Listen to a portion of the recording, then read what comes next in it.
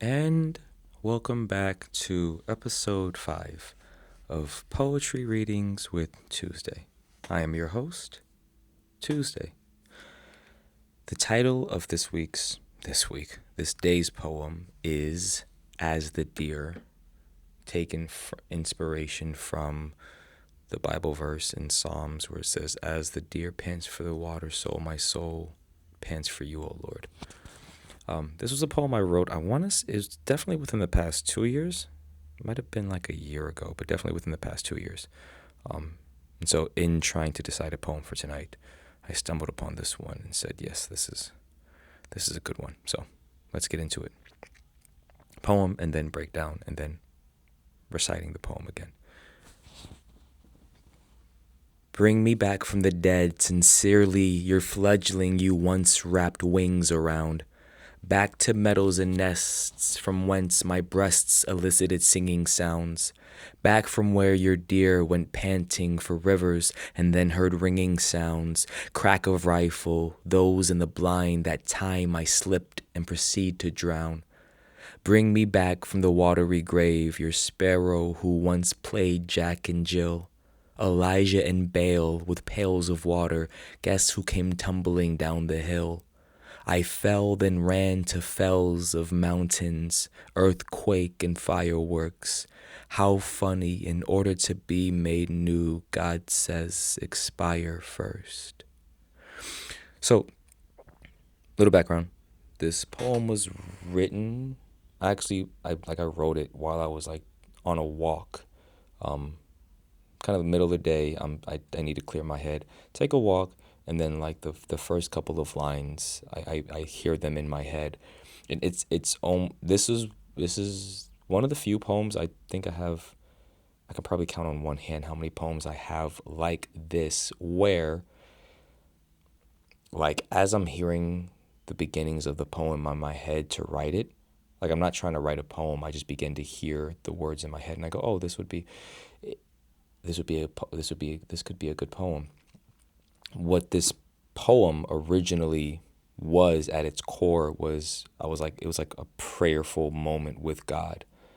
Like it's like kind of what my, just from the depths of my person, what I was in that moment of that day, of that season of my life. It's what the depths of my person was saying to God. Bring me back from the dead, and like, as if I'm writing a letter. Sincerely, your fledgling, your little bird, you once, his eye is on the spirit. Your fledgling you once wrapped wings around. This metaphor and this idea and this imagery in the Bible of God saying he hides us under the shadow of his wings. You once wrapped wings around. Bring me back to meadows and nests from whence my breasts elicited singing sounds. Back to this time when I was full of song because I was alive, as opposed to, juxtaposed to now where I feel dead. Bring me back from where your deer went panting for rivers and then heard ringing sounds. Crack of rifle, those in the blind, that time I slipped and proceed to drown. And so that kind of part, like, bring me back from where your deer, when again taking inspiration from the Bible verse, as the deer pants for water, so my soul pants for you. This, which is a biblical image of like a deer that would go and be expecting and anticipating to arrive at a river that it would be used to drinking from, and then to turn a corner or to turn around a tree and expecting to see the river that it's always faithfully seen there, always reliably seen there. This river that the deer would have known to have been there the way the deer would have known the sun was going to rise the next morning. The deer turns that corner, the deer rounds that tree, and the river is dry. And that's the biblical image that is being portrayed in that Bible verse. As the deer pants for water, like this deer is in this place dry, in need of quenching of its thirst. And this, it's using a metaphor of David's using a metaphor of a thirst for God that only God can quench. And he's saying, as a deer who's in this place of dire thirst, would arrive at the moment where it expected to be able to drink because it knows the river that it's going to, and then to then only have seen that river dry. David is saying, the psalmist is saying, I bring myself to a place where I'm expecting to meet with you, O God, where I'm expecting to receive from you, O God, where I'm expecting to drink from the wells of who you are, O Lord, and you're not there. Where are you? I've sojourned, I've journeyed, I've adventured, I've made travel to the ways that I know, the ancient paths that I know to find you, to go and to come and to drink and to receive from who you are. David is saying, and I got to the place that I arrived in this place that I thought would be, in my experience, a place where I now can rest and receive and quench my thirst, and for some reason you're not there. And for some strange reason, this may not be the most appropriate analogy, but there's this beautiful moment, kind of sad but beautiful moment in Pirates of the Caribbean movie. I think it's the third one, at World's End, where the villain, kind of one of the villains, Davy Jones, goes to visit his love interest, Calypso, who is the sea's anthropomorphized, but also by way of pagan ritual, captured in the body and person of a woman. It's the seas personified, metaphorically personified and anthropomorphized, like into the actual vessel of a woman who was in the jail of a ship, and her love, Davy Jones, comes to visit her, and he's discussing with her this time in their past when they'd agreed to meet with each other, saying, we had lives that were going to keep us separate from each other for 10 years, but we'd agreed that at the end of the 10 years, the reward I would receive for the work that I would have performed for 10 years, the payment for my work would have been that for one day I get to see you, Calypso. And when I arrived at that day, you weren't there. You'd purposefully missed our meeting, our agreed upon date that you knew would be the only day I'd be able to see you after 10 years of working and waiting. You weren't there. Why weren't you there? And so, David's saying, as the deer pants for water, so my soul pants for you, O Lord. Where are you? And so that's, again, the title itself I'm drawing from that verse, but then literally like going almost directly in line with that verse, saying, like, bring me back from the dead. Bring me back from where your deer went panting for rivers and then heard ringing sounds, crack of rifle, warfare, spiritual warfare, psychological things, rifts in my life, in my heart, in my soul, in my mind. Back from where your deer went panting for rivers and then heard ringing sounds, the crack of rifle, those in the blind, that time I slipped and proceed to drown. There's a little bit of spiritual warfare, but also a little bit of like me voluntarily slipping into my own sin. That time I slipped and proceed to drown. Bring me back from the watery grave, your sparrow, who once played Jack and Jill, Elijah and Baal with pails of water. Guess who came tumbling down the hill? So I kind of wrote this, and like it's a quirky way for me to convey an idea. The simplest way to say it is like the Jack and Jill children's riddle. I've read interpretations and explanations of what it means and interpretations of what it might mean. But this idea of Jack and Jill went up the hill to fetch a pail of water. Jack came down and broke his crown, and Jill came tumbling after. Like this idea of what I assumed were two children playfully running up a hill, or just jogging up a hill to grab a pail of water. Who knows why? But they're running to grab water. The idea of the deer going to get water from the river, the idea of David going to see God, the wellspring from which he drinks from the person of who God is, and it's not there. Your sparrow who once played Jack and Jill. Your sparrow who, like Jack, went to a place to retrieve water, and in the process felt as though he arrived and then ended up rolling back down the hill and cracking his head. That being a metaphor for me, likening it to what it feels like to go to drink from the wellspring of who God is, and God not being there and being thirsty and being like, where is God at? And that experience of saying to yourself and from your soul, I thought you were going to be here. Where are you at? That feeling like you rolled back down the hill like Jack and Jill and cracked your head.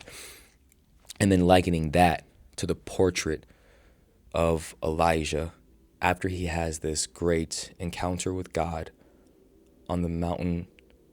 I forget what the name of the mountain is, but where he has the face down, the showdown with the prophets of Baal, and God flexes, and the prophets of Baal and their false god Baal doesn't answer them. And they're using pails of water to kind of soak their altars to see whose would ignite with fire. And so Elijah has this beautiful moment where God reveals himself in lightning striking his altar. And then immediately after this incredible moment with God, Elijah gets threatened by a character named Jezebel and immediately runs away and fleeing for his life. And God has to like kind of come find him and be like, hey, like, what are you doing? Like you had this great moment of receiving from who I am by me manifesting and revealing myself. And this moment where I put to shame these prophets of a false God, and then you let some human strike fear into your heart rather than trusting in who. So this idea of Elijah having this moment where maybe perhaps you could understand it as he goes to receive, like the idea of Jack and Jill, Jack and the children's riddle, going up the hill to retrieve water, Elijah going up the mountain to receive from God in the showdown with the prophets of Baal, the deer going to the river expecting water, David the psalmist going to what he thought was going to be the wellspring of God to receive from God, me being in this place saying, yeah, I know what that feeling is like, to be thinking you're going in this direction, anticipating to receive from God and commune with God and fellowship with God or to connect with God, and then have this jarring experience where now you're like broken or snapped out of or shaken from that place of anticipation, expectation, or connection with God, and now there's this disorienting sense of God, where are you?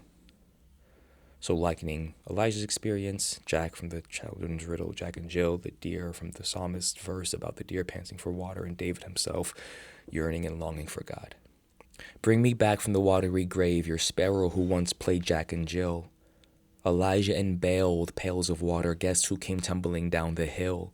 I fell, so literally, metaphorically, I fell, then ran to fells of mountains.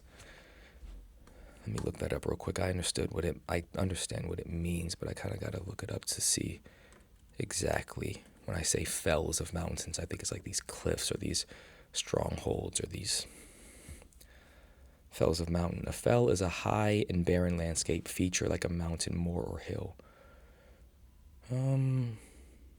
Used to describe upland ground above the tree line. High and barren landscape feature like a mountain, moor, or hill. So, heights of mountains. Maybe not necessarily a stronghold or a cave. I fell, then ran to fells of mountains like Elijah after having the showdown with the prophets of Baal, running to the mountain where he hides in the cave until he hears from God in a faint whisper. Like Jack, I fell, then ran to fells of mountains, earthquake and fireworks. Elijah experiences a wind, earthquake, and fire. I fell, then ran to fells of mountains, earthquakes, and fireworks. How funny, in order to be made new, God says, expire first. That's kind of, last part is just self-explanatory. Like, it's not really until something expires, perhaps, that you are actually certain ready to let it go, like food. You just use the most simplest example. And it's like God's like, hey, you can't hold on to who you were. You can't hold on to your old self and also be made new. You can't hold on to sin and also be made holy and set apart. How funny, in order to be made. So God's like telling you, like, hey, there's parts of you that you have to be willing to let go. You have to consider them expired, done with, dead, for me to make you. Like, I can engage in this process with you, but you counterproductively would work against it by holding on to your sinful life, your old life, your corpse of a self that isn't who you are, that is counter to the new being, the new creation that I'm trying to turn you into. How funny, in order to be made new, God says, expire first. Die to yourself, pick up your cross. Engage into the deep ontological process of putting the parts of you that are hostile to God, putting those parts to death as a prayerful way of offering yourself to God to be made new. I fell, then ran to fells of mountains, earthquake and fireworks. This idea of Elijah having the wind, the fire, and the earthquake. God not being in any of those. This idea of you ran to a place of refuge and solitude. And then there were these three manifestations, these loud, boisterous, exaggerated manifestations of physical, of natural phenomena: wind, fire, earthquake.